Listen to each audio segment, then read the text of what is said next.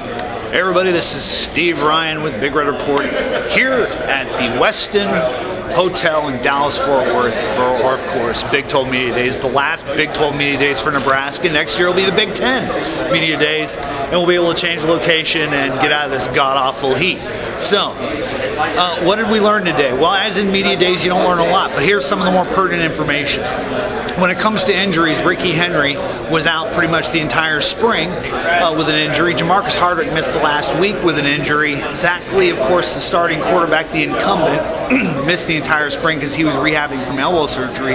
They're all back. In fact, Bo Pelini said today, everybody's 100%. He also made a comment on Braylon Hurd. Running back was going to be coming in this August. For this, he's going to be a true freshman this year.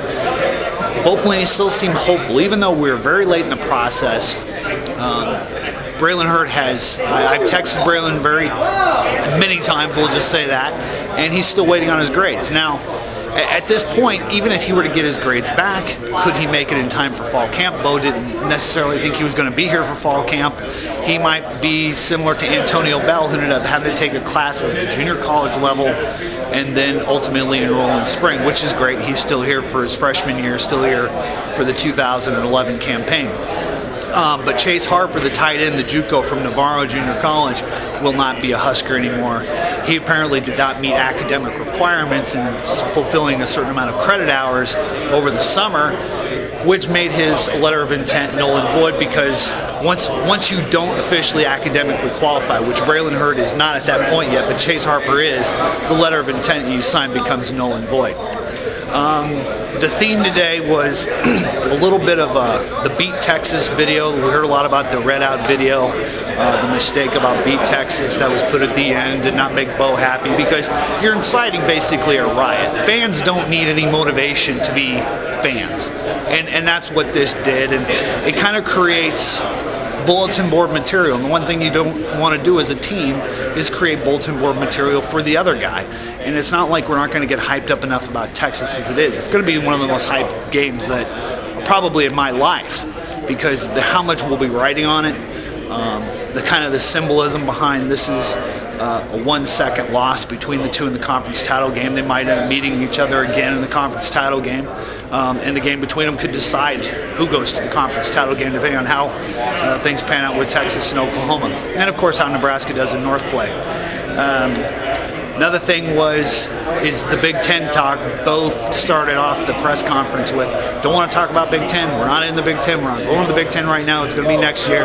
And the first question right out of the box is, I know you didn't want to talk about the Big Ten, but. See, it was hard to avoid the question because everything's wrapped around, do you think it's a distraction?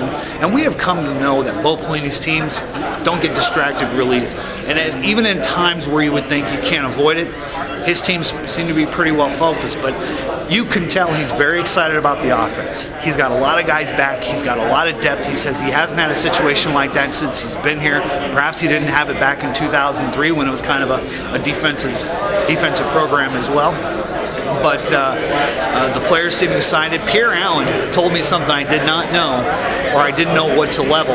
Last year he played with 2 injured knees, a turf toe, and tendonitis, almost at the same time. And there was a time where he was told at the Missouri game that you should stay out, and he didn't tell anybody. He went back in. And so to play healthy, he says he hasn't played healthy in years. So it'll be interesting to see what he can do, because he literally was not healthy all of last year, not even close to it. And I think that's going to be the theme early on is, what can a healthy team do? What can they do at quarterback? And right now the quarterback situation, it's up in the air. Honestly, I think Zach Lee's the guy. I think he earned the position over spring without taking the snap, which is kind of depressing. But his experience, the fact that he, whether you want to call it tentativeness or not, caution or not, he's more careful with his passes than Cody Green was, and Cody Green was a true freshman, and I don't know what to expect out of Taylor Martinez. But so you're not going to learn a whole heck of a lot, but we did get some pertinent information. We know that they're healthy.